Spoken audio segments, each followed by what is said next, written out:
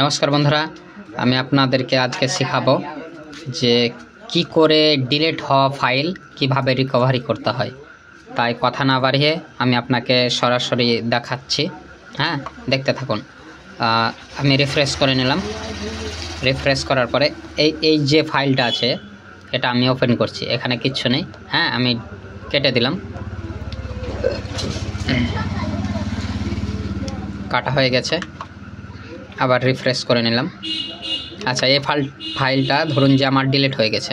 এই দেখুন ডিলিট, আমি ডিলিট করে দেখাচ্ছি। রিফ্রেশ, এই যে এই অপশানটা আছে, এটা এইখানে আপনি ক্লিক করে এই যে অপশানটা আছে এটাতে একবার ক্লিক করবেন।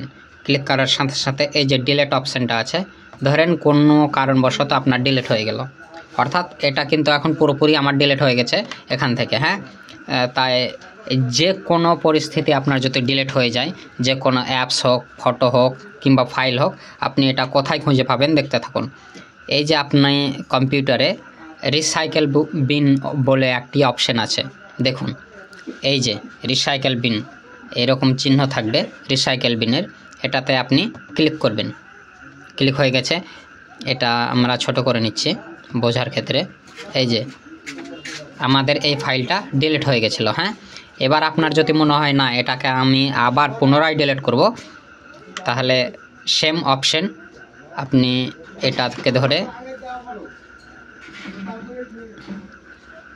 ধরে আপনি এই যে ডিলিট অপশনটা আছে এটাতে আপনি যদি এই ডিলিট লেখা আছে আর একটি বার যদি আপনি ইয়েস করেন তাহলে কিন্তু পুরোপুরি ডিলিট হয়ে যাবে। এটা আপনি চাইলেও আর ফেরত পাবেন না। তাই এটা আমরা কেটে দিচ্ছি। আর এটাকে আপনি রিকভার কিভাবে করবেন, অর্থাৎ কিভাবে আবার পুনরায় ফিরে পাবেন, এই দেখুন এটা আপনি একবার টিপলেন, হ্যাঁ, দিয়ে কপি করে কিংবা কাট করে নিয়ে চলে যাবেন, কিংবা আপনার এইভাবেও হবে। দেখুন একবার রিফ্রেশ করলেন, একবার রিফ্রেশ করার পরে এখানে গেলেন, এখানে যাওয়ার পর এভাবে কাট করলেন, কাট হয়ে গেল। এইভাবে এখানে পেস্ট লেখা আছে, পেস্ট অপশানটাতে ক্লিক করে দিলেন।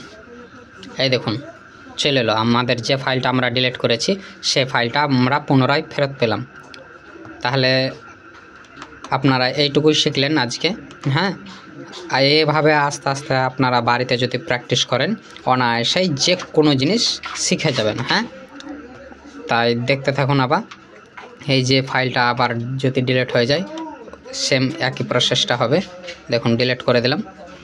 আবার আপনি যদি সেটা ফেরত পান রিসাইকেল বিনে, এইভাবে আপনি কপি করে কিংবা কাট করে ওখানে নিয়ে চলে যাবেন। কাট করে নিলাম আমরা, কাট করে নেওয়ার পর এখানে পেস্ট করলেই সেম প্রসেস।